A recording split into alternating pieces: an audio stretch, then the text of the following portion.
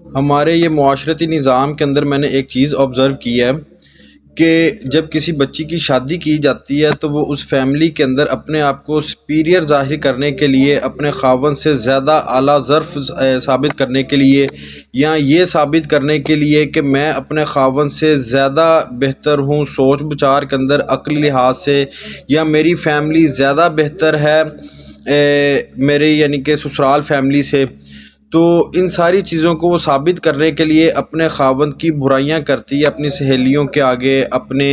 جو پیچھے میکہ کے ریلیٹیوز ہوتے ہیں ان کے آگے، ایون کہ جہاں اسے موقع ملتا ہے اپنے خاوند اور اپنے سسرال کی وہ خامیاں بیان کرتی ہے اور اپنی خوبیاں بیان کرتی ہے۔ شروع کے اندر تو اس کو اس بات کا کسی حد تک فائدہ ملتا رہتا ہے، لیکن ایک وقت آتا ہے کہ لوگ جو ہیں اس کے خاوند کا یا اس کی سسرال فیملی کا ایک امیج تیار کر لیتے ہیں اپنے ذہنوں کے اندر، اور بعد میں وہ اسی فیملی کا حصہ بن جاتی ہے، اور آہستہ آہستہ لوگ اس کو بھی اسی فریم کے اندر دیکھنا شروع کر دیتے ہیں جس فریم کو اس نے خود تیار کیا ہوتا ہے، باقی سب کے سامنے ان کی خامیاں بیان کر کے۔ کچھ آج کے موجودہ حالات بھی ایسے ہیں کہ ہماری فوج سے ہمارے جو دشمن ہیں، جو سرحدی دشمن ہیں، یا جو ملک کے اندر چھپ کر بیٹھ گئے ہیں، جیسے کہ کچھ عرصہ پہلے تک کچھ طالبان تھے جنہوں نے ہمارے ملک کے اندر خود کش بمباری کی یا ہمارے ملک کو نقصان پہنچانے کی کوشش کی، ہمارے لوگوں کو قتل عام کیا، ہمارے جو نظام تھا اس کو ڈسٹرب کیا، تو اس کے خلاف جو ہے ہماری فوج نے ایک سٹینڈ لیا اور ان کو مکمل طور پر ہمارے ملک کے اندر سے صفایا کیا ان کا۔ اسی طرح سے آج بھی کسی قسم کی کوئی ملکی صورتحال بن جاتی ہے جس کے اندر سیلاب ہے یا کسی بھی قسم کی ایمرجنسی نافذ کی جاتی ہے، کسی بھی قسم کے حالات پیدا ہو جاتے ہیں، تو ہمیں اپنی فوج سے ہی مدد مانگنی پڑتی ہے۔ پھر ہماری فوج سرحدوں کے ساتھ ساتھ ہمارے ملک کے اندرونی مسائل کو بھی دیکھتی ہے اور آ کر انہیں سالو کرتی ہے۔ ایون کہ جب جمہوری الیکشن ہوتے ہیں، یہ جو جمہور لگائی رکھتے ہیں ہر وقت پہ سیاستدان، یہ جو جب جمہوری الیکشن ہوتے ہیں، اس کو بھی کروانے کے لیے، اس کو بھی مکمل کرنے کے لیے، اس کی سیکیورٹی کے لیے بھی ہم فوج کی ہی مدد مانگتے ہیں۔ آج کچھ ایسی ہی صورتحال پیدا کی گئی کہ سیاسی جماعتوں کا آپس میں جو اختلاف ہے وہ اختلاف کو اتنا بڑھا دیا گیا کہ اس کا رخ فوج کی طرف کر دیا گیا۔ آج جو فوج ہمارے ملک کی حفاظت کر رہی تھی، جو سربراہ تھی، جو ہمارے ملک کے ایک دشمنوں کے لیے امیج تھی، ڈر اور خوف کا ایک سمبل تھی، اس کو اتنا کمزور ثابت کیا گیا کہ اس کے گھروں کے اندر، ان کے جو کور ہاؤسز تھے ان کے اندر عوام نے جا کر ان کی توڑ پھوڑ کی اور ادھر سے ٹماٹر آلو پیاز جو ہے چوری کیے یا ٹماٹر آلو پیاز پر قبضہ کر لیا۔ ہوا یہ کہ آج ہمیں سیاسی طور پر اس کا ہماری جو ہماری پارٹی کا یہ مقصد تھا کور ہاؤسز کے اوپر حملہ کرنا، یا اس کو یہ ثابت کرنا کہ ہماری عوام اتنی مضبوط ہو چکی ہے کہ آج وہ فوج کو بھی کچھ نہیں سمجھتی ہے، اور فوجیوں نے ان کے آگے اپنے ہتھیار ڈال دیے، ان پر گولی نہیں چلائی یا ان کو کچھ نہیں کہا، بلکہ اپنی بندوقیں لے کر اپنے قدموں سے ہی وہ پیچھے چلے گئے اور عوام کو انہوں نے آگے بڑھنے دیا۔ پھر عوام نے وہاں پر جا کر اپنی مکمل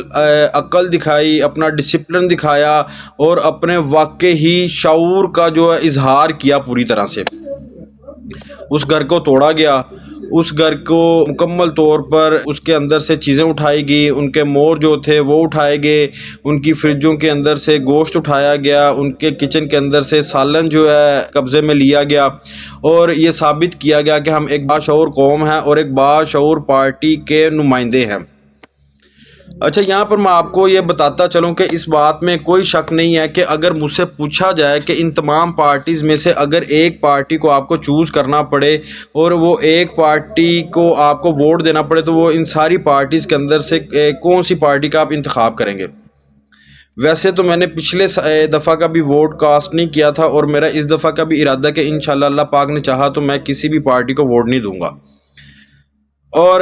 اگر پھر بھی میرے پہ یہ قانون لاگو کر دیا جائے کہ مجھے کسی ایک پارٹی کو ووٹ دینا ہی دینا ہے،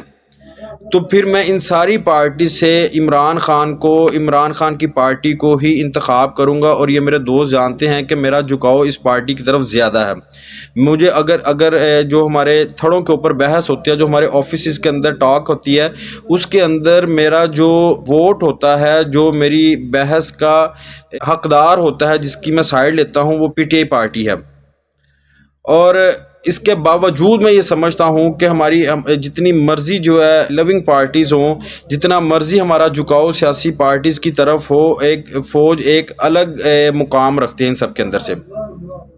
وہ مقام اس لیے رکھتی ہے کہ جب وہ فوج طاقتور ہوگی تو ہماری سرحدوں کے اوپر ہماری سرحدیں محفوظ رہیں گی، ہمارا ملک محفوظ رہے گا، اور ہمارے جو گھر ہیں، ہماری جو عورتیں ہیں، جو ہماری عورتوں کی عزتیں ہیں، جو ہمارا مال و جان ہے، وہ محفوظ رہے گا۔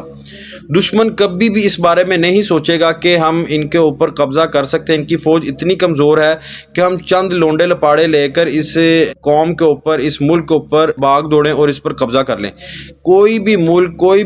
ملک دشمن عناصر اس بات کو سوچتے ہوئے اس بات کا خیال رکھیں گے کہ ان کے پاس ایک مضبوط جو ہے ادارہ ہے، جسے ہم فوج کہتے ہیں، جسے ہم اسٹیبلشمنٹ کہتے ہیں،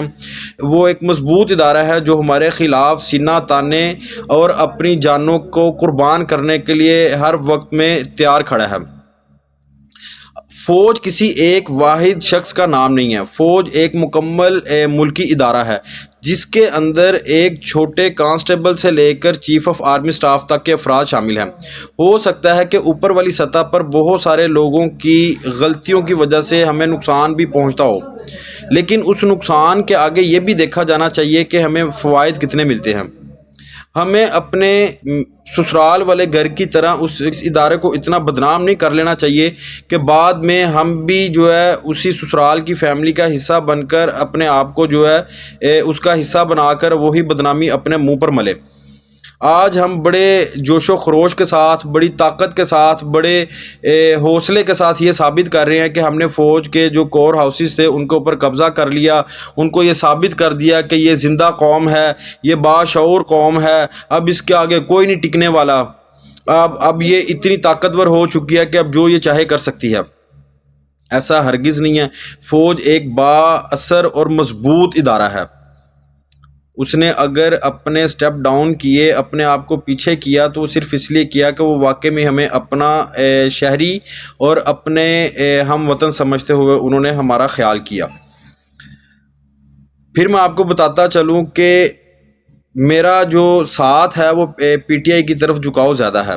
لیکن اس کے باوجود میں اس چیز کو بہتر سمجھتا ہوں کہ ہمیں اپنی فوج کا ساتھ دینا چاہیے، ہمیں اپنی فوج کے ساتھ کھڑے ہونا چاہیے، تاکہ ملک دشمن عناصر جو ہیں اس بات کو سمجھ سکیں کہ یہ ایک مضبوط ادارہ اور یہ ایک مضبوط قوم ہے، ایک مضبوط ملک ہے۔ اگر ہم اس کو خود ہی کمزور کر لیں گے یا کمزور ثابت کر دیں گے تو یاد رکھیں کہ دشمن آ کر سب سے پہلے ہمیں گھٹنوں پر بٹھائے گا اور ہماری جانیں لے گا، ہمارا مال لوٹے گا، ہماری عزتوں پر شب خون مارے گا، اور اس کے جو ہے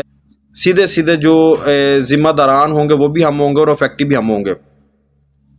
ہمیں اس ادارے کو بھی مضبوط رکھنا، ہمیں اس ملک کو بھی مضبوط رکھنا، تاکہ ہماری عزتیں، ہمارے گھر کی چار دیواری مضبوط رہ سکے۔ شکریہ۔